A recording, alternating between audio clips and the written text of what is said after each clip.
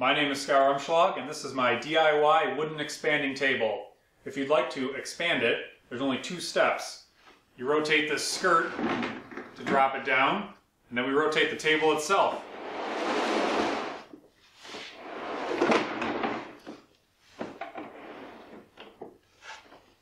To give it extra support in the expanded position, we're going to raise this skirt underneath back up and lock it in. And that's it. Larger table. If you'd like to make it smaller, we do those steps in reverse. Lower the skirt down.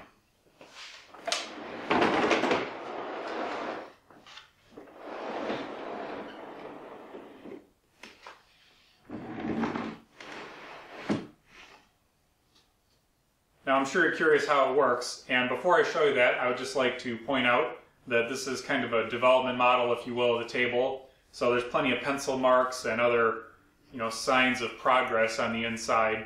The legs are a little plain also. Those are all easy enough to change in a better version. So let's see the inside.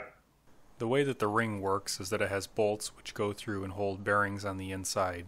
And then these ride on ramps which are on the outside of the table's support level and allow it to go back and forth and up and down. If you want to remove it, we have a slot to the left so you can just hop it over the end and drop down through there. That's what we're going to do here, and that'll allow us to have a look at the inside.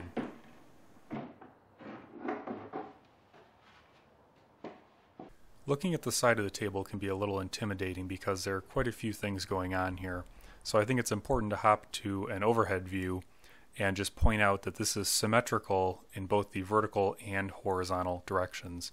So on the left we have it closed and on the right we have it expanded.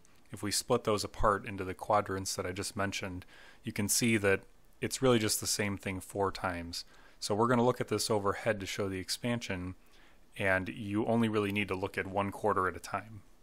For the expansion part of the motion, it's pretty simple. There's a hub in the center which does not rotate, and around it are a bunch of slides which are in slots that go out radially, and those do rotate with the table. There's 8 here because there's 4 main slides and then 4 that come up, so there's 8 arms total.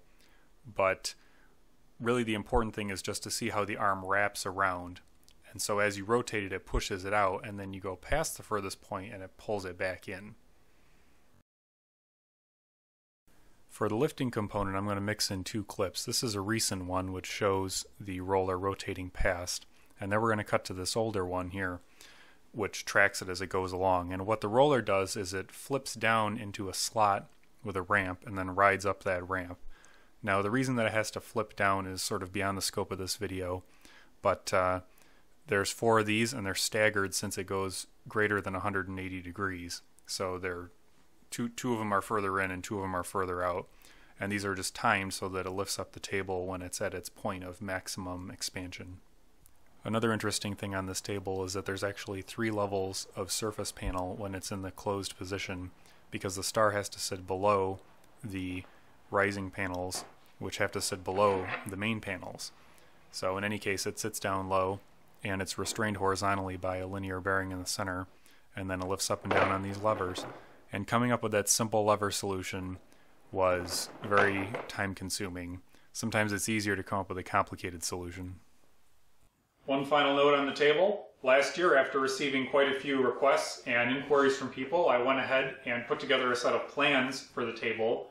And this year, after we have just completed making some updates and changes to it, adding the skirt, various little tweaks, we have updated the plans. This is a paper copy here. They're also available on our website, mechanicallumber.com. There's a link down below here and also in the description. And I'd love for you to come check out the site. We have other projects as well. A counterweight desk, a cradle that has counterweights. You wind it up and then it rocks itself. And not to mention the projects that are in the pipeline we've been working on behind the scenes. We even got a new tool that we just bought today right there behind the camera. So I'd love for you to come check it out and see our future work. Thank you.